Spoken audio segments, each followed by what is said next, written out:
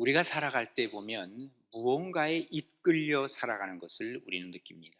어린아이들은 부모에 의해서 부모에 이끌려 살아가게 되고, 또 아이들이 좀 크면 그저 공부에 이끌린다든가 친구에 이끌린다든가, 좀 더 크면 이성에 이끌려 살기도 하고, 어른이 되면 일이나 혹은 돈에 이끌려 살아가는 사람들이 많습니다.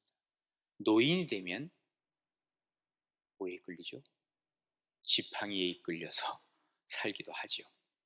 어쨌든 뭐에 이끌려 살아갑니다. 그런데 우리 그리스도인들은 과연 무엇에 이끌려 사는 사람들인가?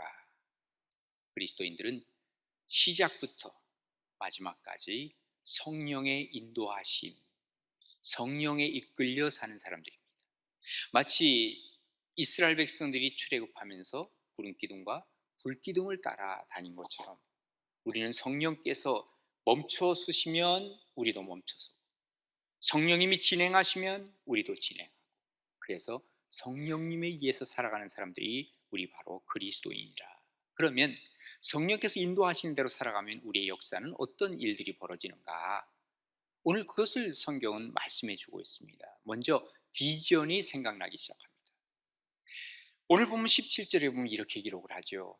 우리 한번 같이 읽을까요? 하나님이 말씀하시기를, 말세에 내가 내 영을 모든 육체에 부어주리니 너희의 자녀들은 예언할 것이요 너희의 젊은이들은 환상을 보고 너희의 늙은이들은 꿈을 꾸리라. 아멘. 50일 전에 예수님께서 부활하셨거든요. 많은 사람들이 예수님의 부활을 봤지요. 그럼에도 불구하고 사람들이 힘이 나는 것이 아니라 힘을 얻지 못해요. 예수님을 증거할 만한 힘도 없어요. 우리 주님께서 이걸 다 알고 계셨어요. 그래서 뭐라고 말씀하시냐면, 너희들은 꼼짝하지 말고 기다려라. 뭐를? 성령이 오실 때까지 기다리라는 거예요. 마치 뭐와 같으냐면, 공장을 하나 지었습니다. 그리고 그 공장에 아주 최신식 기계들을 쫙 다 진열을 하고 잘 만들어 놨습니다. 사람들이 와서는, 와, 대단하다, 어쩌면 이런 기계들을 여기다 다 갖다 놔 수 있을까? 그런데 이 기계들은 움직이지 못합니다. 돌아가지 않습니다. 왜냐하면 밖에서 전원을 넣어줘야 되는데 아직까지는 전원이 들어오지 못했습니다. 사람들은 놀라고 대단하다고 하는 것이 바로 예수님의 부활이었거든요. 그럼에도 불구하고 힘을 얻지 못하는 이유는 뭐라고요? 성령의 전원이 들어오지 않았기 때문이라. 그런데 이제 성령의 동력이 확 들어오면서 다락방에서 그들이 기도했을 때 하나님의 영이 오면서 그때부터는 기계가 움직이기 시작합니다. 웽 하면서 움직이는 거 보니까 그냥 기계를 본 것보다도 더 다른 놀라운 역사들을 보게 되는 것이라 그 말이에요. 그래서 성경은 뭐라고 얘기합니까?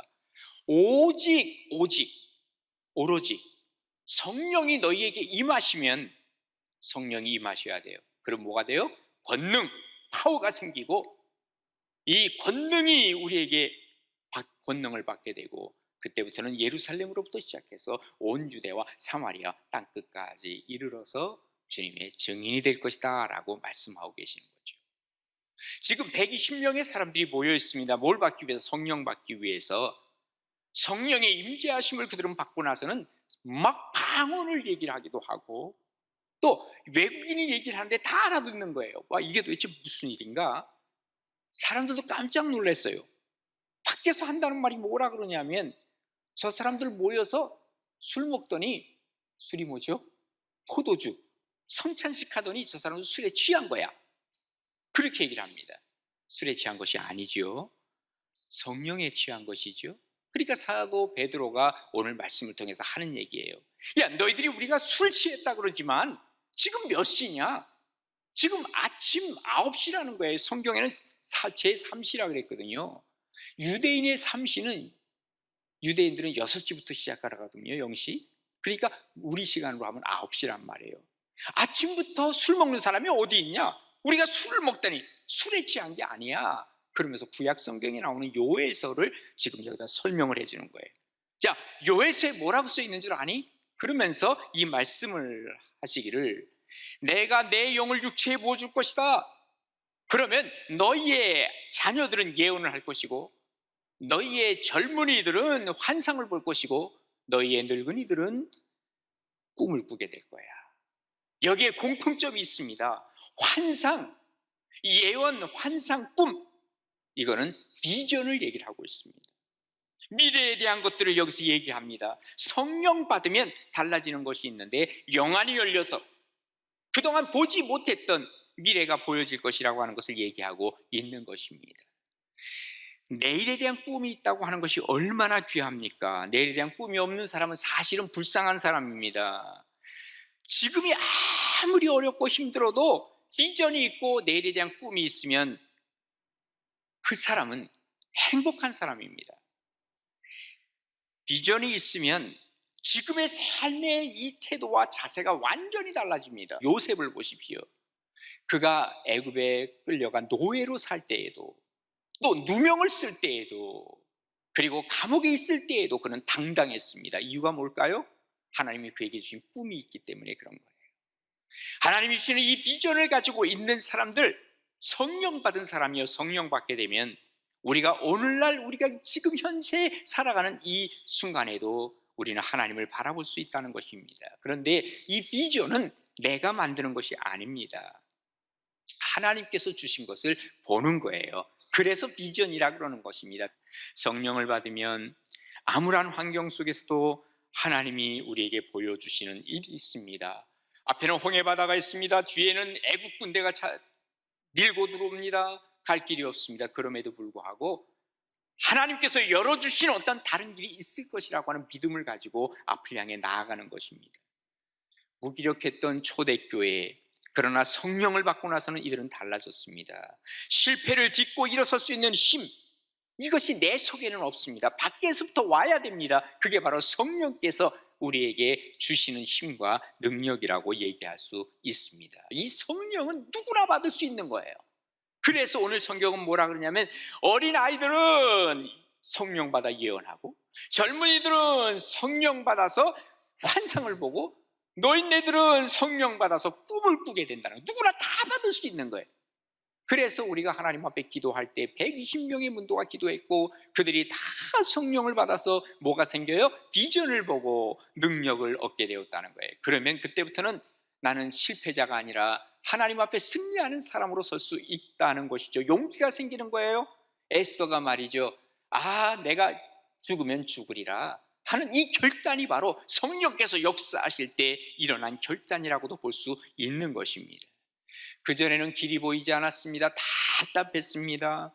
그런데 이제 주님의 말씀이 있잖아요. 내가 그 길이요 진리요 생명이라 주님께서 말씀하셨는데, 그전에는 이것이 별로 내 삶 속에 적용이 안 됐어.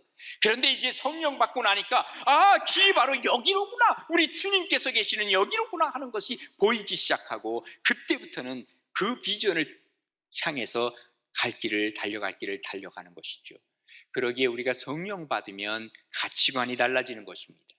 내가 꼭 필요하고 붙잡아야 할 본질과 그렇지 않고 버려야 할 비본질이 보이기 시작하는 것입니다. 내가 이것은 목숨 걸고 해야 돼, 그러나 내가 이것은 내려놓을 수 있어, 이 배설물과 같이 버리는 것입니다. 그때에 내가 영적으로 다이어트를 해서 건강한 그리스도인으로 살아갈 수가 있는 것이죠. 바로 이런 비전이 성령께서 주시는 비전이라 그 말입니다. 누구나 꿈과 비전을 가질 수 있습니다. 성령이 역사하지 않아도. 아니, 무슨 말입니까? 비전이 바로 거기서 온다면서요. 그런데 중요한 것은 바로 어디에서 왔느냐에 따라서 동력이 달라진다 그 말이에요. 우리 하나님께서 주시는 비전을 내가 보게 되면 성령의 역사로 말미암아 동력도 성령께서 인도하시기에 하나님께서 주시는 이 꿈을 펼쳐갈 수가 있고, 그렇지 않고 세상이 주는 꿈을 가지고 있다면 나도 모든 걸 잃어버릴 수 있고 다른 사람에게도 기쁨을 주지 못하는 경우들이 많더라 그 말. 정말로 우리 모두가 성령 충만하기를 바랍니다. 성령에 이끌려 살아가기를 바랍니다. 그로 말미암아 하나님 주시는 복된 자리에서 승리하는 우리 가나안의 모든 식구들 되어지기를 간절히 바랍니다. 두 번째로 하나님께서 성령을 부어주실 때는 우리는 하나님의 말씀을 즐기게 됩니다. 오늘 본문 18절인데요. 우리 한번 같이 읽겠습니다. 그때에 내가 내 영을 내 남종과 여종들에게 부어주리니 그들이 예언을 할 것이요. 자, 하나님의 성령이 우리에게 오면 예언을 한다는 거예요. 예언이 뭐예요? 말씀을 전하고 말씀을 즐긴다는 겁니다. 그래서 성령을 받게 되면 말씀대로 살고 싶은 마음이 생겨지는 거예요. 그리고 오늘 본문에서 주시는 것처럼 말씀을, 그 성령을 그저 조금 찍어 발라주는 게 아니고, 조금 뿌려주는 것이 아니고 뭐라 그랬어요? 성령을 부어주신다 그랬어요. 이것을 흠뻑 주신다는 거예요. 이게 바로 뭡니까? 성령 충만한 것을 얘기합니다. 우리가 간혹 가다가 그 뭐 이슬처럼 내리는 비 있잖아요. 그 비를 맞을 때 에이 뭐 조금 오는 비 하고 맞지만, 이걸 계속 맞게 되면 어떻게 된다고요? 내 겉옷이 젖어요. 그리고 내 속옷까지도 젖습니다. 나도 모르는 사이에 그야말로 비에 흠뻑 젖는 것입니다. 우리가 하나님의 말씀을 듣고 하나님의 성령의 인도를 받을 때 나도 모르는 사이에 이게 흠뻑 젖어지는 것을 가리켜 뭐라 그런다고요? 성령 충만이라고 하는 것입니다.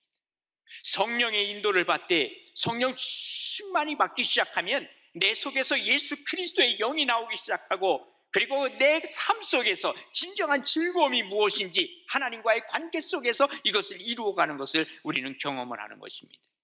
성령에 취하게 된다는 것이 바로 그런 말입니다.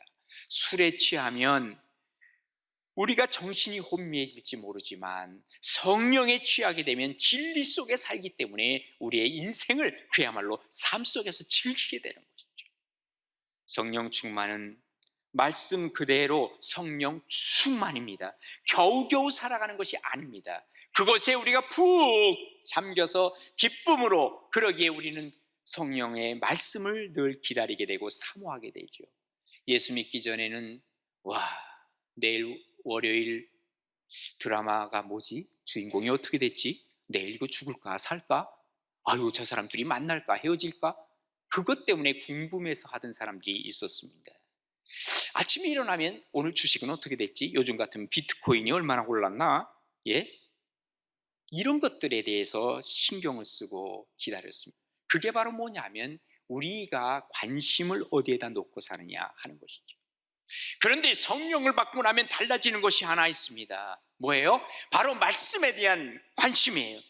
그리고 하나님께서 예언을 할 것이라 그랬습니다. 이 말씀을 내가 입으로 얘기하고 또 이 말씀을 삶에서 살아가려고 하고, 여기에 대해서 내가 잘 관심을 가지고 이것을 내가 즐기려고 하는 마음 생긴다면 그 사람은 성령 받은 사람임에 틀림이 없습니다.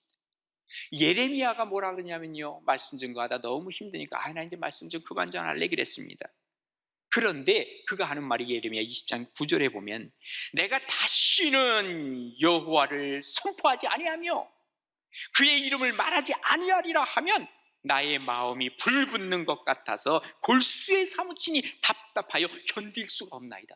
내가 견딜 수가 없어요. 내가 그만하려고 하는데도 이게 마음 내 속에서 우러나오기 시작하는 거예요. 마치 사슴이 시냇물을 찾기에 갈급한 같이 내 영혼이 주를 찾기에 갈급하여 있습니다. 하나님의 말씀을 가지고 내가 살고 싶습니다 하는 것이죠. 남이 시켜서가 아니죠. 스스로 우러나와서 하는 거예요. 그때의 그 기쁨이란 이루 말할 수 없어요. 그때 뭐가 맺혀집니까? 성령의 열매가 맺혀지는 것입니다. 우리가 하나님의 말씀을 가지고 즐기려고 했을 때 거기에 엔돌핀이 나오기 시작하고 거기에 능률이 나오기 시작하고, 그리고 이 일은 우리에게는 큰 기쁨이 되는 것입니다. 상대와 다른 사람들에게는 유익을 주는 것입니다. 하나님의 영광을 받으시는 것입니다. 어떤 사람은요, 자기가 어떤 일을 즐기기는 해.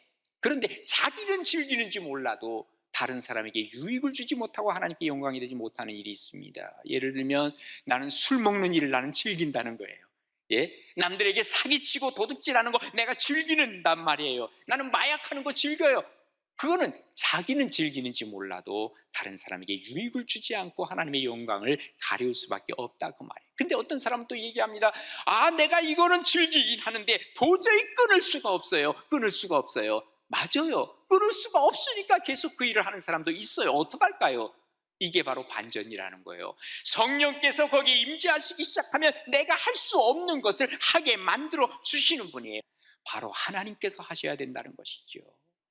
세상에 여러 가지 재미가 있지만 이 재미를 느끼면서 계속 하려고 한다면, 하나님이 원하지 않는 것을 하면 여기에 대한 갈증이 생겨나는 거예요. 그래서 처음에는 바늘도둑질하지요. 재밌어요. 나중에 보면 이게 소도둑이 되는 것이죠. 점점 갈증이 생기면서 악한 일에 계속 들어갑니다. 그러나 하나님이 주시는 영생의 물을 마시면 그 물은 더 이상 목마르지 아니하고 하나님이 주시는 기쁨이 내 속에 차고 넘쳐서 내게 샘솟는 기쁨, 내게 샘솟는 기쁨, 이 기쁨이 다른 사람에게 유익을 주는 거예요. 하나님께는 영광이 되는 것이죠. 이게 바로 말씀을 즐기는 사람들의 모습이라고 얘기할 수 있는 것입니다. 그래서 내가 성령 받으면 성령께서 나를 지켜주시고, 또 뿐만 아니라 가정을 지키게 하고 이 내 직장을 지켜나가고 책임감 있게 일을 하게 되고, 그래서 학생들도요, 혼자서 공부하는 게 얼마나 힘들지 몰라. 이게 억지로 하는 거예요. 누가 시키니까 강제로 하는 거예요. 성령 받아봐요. 달라지는 거예요. 이게 바로 성령 받은 사람의 특징이라고도 얘기를 할 수 있는 것이죠. 이 땅을 살리는 길은 딴 거 없습니다. 성령의 역사를 경험하는 게 이 땅 살리는 거예요. 그러니까 성령의 역사는 어디를 통해서 와요? 교회를 통해서 120명의 이 문도들 속에서 성령의 역사가 일어났어요. 한국 교회가 살려면 성령 받아야 되고, 우리 한국 교회가 살아나면 이 대한민국이라고 하는 공동체는 살아 움직이게 되어 있어요. 그러니까 우리가 이 땅을 살리는 길은 다른 거 아니에요. 우리가 성령 받는 거예요. 그것이 바로 이 땅을 살리는 길이요, 이 공동체 안에서 하나님께서 역사하시는 것을 경험하는 것입니다. 그래서 하나님의 성령을 우리가 받아야 하는 이유는 분명해졌습니다. 하나님의 말씀을 살고 하나님의 말씀을 즐기는 것입니다. 그때 하나님의 축복과 은혜가 위에서부터 아래로 내려오는 거지, 축복이 밑에서부터 위로 올라가는 것이 아니라는 사실을 경험을 하게 되는 것입니다. 정말로 하나님 앞에 성령 받음으로 하나님의 말씀을 즐기며, 그리고 이 땅에서 살아가는 기쁨과, 그리고 하나님이 주신 놀라운 은혜가 우리 가나안교회 성도님 모두에게 임하시기를 간절히 바랍니다. 마지막으로는 우리가 구원에 이르게 된다는 것을 우리는 기억해야만 합니다. 21절입니다. 우리 한번 같이 읽습니다. 누구든지 주의 이름을 부르는 자는 구원을 받으리라 하였느니라. 아멘. 자, 여러분, 성령을 주신 궁극적인 목적이 뭐라고 생각하십니까? 뭐예요? 구원이에요. 구원. 내가 성령 받음으로 내가 구원받고요, 그리고 내가 성령 받음으로 다른 사람들에게 구원의 길을 열어주는 거예요. 그래서 성령께서 임재하신 성경이 어디예요? 사도행전. 이 사도행전을 다른 말로 뭐라는 줄 아세요? 성령행전이라는 거예요. 예? 그래서 이 성령행전 속에 들어가면 여기에 계속해서 구원의 역사, 구원의 행진이 이루어지는 것을 우리는 보게 되는, 구원의 발자취를 보게 되는 것이 바로 사도행전입니다. 성령이 바로 누굽니까? 예수 그리스도의 영입니다. 내 속에 성령이 임하시면 예수 그리스도가 각인되기 시작하고 내가 예수 그리스도를 부르게 돼요. 예수 이름을 부르는 자는 구원을 얻으리로다. 예수 이름을 불러 그 구원을 받아, 그리고 다른 사람에게 또 증거하기 시작하는 거예요. 이게 바로 성령을 주시는 목적입니다. 우리 그리스도인의 역할이 각자 다를 수 있어요. 모든 사람들이 은사가 달라요. 그러나 하나님께서 우리에게 성령을 주신 목적은 바로 뭐냐? 우리를 그리스도인으로 세운 목적은 뭐냐? 뭐라고요? 바로 복음을 증거하라고 주님께서는 우리를 선택하시고 우리를 세우셨다 하는 얘기입니다. 그래서 아까도 말씀드렸지만 오직 성령이 너에게 임하시면, 오직 성령이 우리에게 임하시면 우리는 권능을 받고 예루살렘, 사마리아, 예루살렘 온 유대 사마리아 땅끝까지 증인이 되는 이유가 바로 그겁니다. 성령이 임하신 것은 예수 그리스도를 믿고 구원에 이르게 되는데 구원의 행진을 계속해서 하라는 거예요. 자, 그런데 성령은 내게 임해서 내가 구원을 받았는데 나는 전도 안 해요. 나는 하나님 앞에서 이 복음의 증인이 안 돼요. 그러면 뭐 하는 거죠? 그게 불순종하는 거죠. 순종하지 않는 거죠. 순종하지 않으면 어떤 일이 벌어질까요? 죄송하지만 성령께서 나를 떠나십니다. 그래서 데살로니가전서 5장 19절에 보면 성령을 소멸하지 말라 그랬어요. 그러니까 성령은 어떻게 된다는 거예요? 소멸할 수 있다는 거예요. 한마디로 성령이 내게 임하는데 내가 거부하면 성령께서 떠나가신다 그 말이에요. 그러니까 내가 성령을 받았어요. 내가 예수님을 구주로 고백을 했어요. 내가 그리스도인 됐어요. 그런데 그 이후부터는 나는 성령을 거부하기 시작해요. 내가 이 구원의 행진 속에 내가 같이 들어가지 않아요. 그러면 성령께서 소멸되게 되면 그 사람은 계속해서 어떤 얘기 할까요? 옛날 얘기하는 거예요. 내가 옛날에 성령 받았을 때는, 내가 옛날에 왕년에 얘기하는 거예요. 라떼는 그러는 거죠. 위험해지는 거예요. 활활 타오르는 장작이 뭔가를 태우지, 다 꺼져진 재만 남은 것 가지고는 아무것도 할 수 없어요. 마치 유럽의 교회가 그랬어요. 과거에는 막 불이 활활 타오르니까 거기에서 막 놀라운 하나님의 역사들이 일어났지만 지금은 다 타서 없어진 재가 돼버리고 말았어요. 아무 일도 못합니다. 우리가 성령을 받았는데 아직 말씀이 전할 준비가 되어 있지 않으면 훈련을 받아야죠. 성령께서 이곳에 머무르시도록 해야죠. 그래서 우리는 가나안의 날을 만든 겁니다. 우리가 이 날을 향해서 가면서 함께 우리가 복음을 전합시다 하는 것입니다. 성령을 받으면 죽어져가는 영혼이 불쌍해 보입니다. 그렇잖아요? 여러분 경험 한번 안 해봤어요? 사랑하는 사람이 지금 지옥으로 빠져가는 걸 보면 불쌍하게 보이는 거예요. 아무리 세상에 돈도 많고 지위도 있고 명예도 있고 하지만 불쌍해 보이기 시작하는 거예요. 성령께서 성령을 우리에게 주신 이유는 바로 지옥 가는 백성을 천국 백성으로 바꾸려고 하는 것이죠. 그런데 우리에게는 용기가 없어요. 힘이 없어요. 그러기에 성령께서 임재하셔서 내가 도와주겠다는 것이죠. 우리가 복음을 전하다 보면 내가 하는 게 아니라는 것을 우리는 경험을 하게 됩니다. 그리고 이것이 바로 하나님께서 하시고 있구나 하는 것을 우리는 느끼게 됩니다. 전도 해본 사람만 합니다. 그래서 성경은 뭐라고 얘기합니까? 사람이 마음으로 믿어 의에 이르고 그 다음에 입으로 시인하여 구원에 이르느니라. 아니, 입으로 시인한다는 게 뭐예요? 이게 바로 전도하는 것이죠. 그때 하나님께서는 우리에게 복을 약속하신 거예요. 천국이라고 하는 것은 정말 최고의 것, 그것을 주시기 위해서 성령을 우리에게 부어주시면서 천국으로 가야 된다 하는 거예요. 여러분, 천국이 이 땅에서 아무리 좋은 곳이 있다 할지라도 천국은 더 좋은 곳이라는 걸 여러분 믿으세요? 아멘이 별로 안 나오네. 여러분, 여기 아무리 좋은 곳이라도 여기보다 천국은 더 좋은 줄로 믿으십니까? 예. 근데 왜 안 데려가실까요? 이유는 하나밖에 없습니다, 여러분. 예? 이유는 하나예요. 뭘까요? 우리가 하나님께서 예수 믿는다 즉시로 데려가시면 그 다음에 전도할 사람이 없잖아요. 복음 전할 사람이 없는 거예요. 그래서 하나님은 우리를 이 땅에 내두시고 너가 복음을 전해라, 이게 우리의 사명이라는 거예요.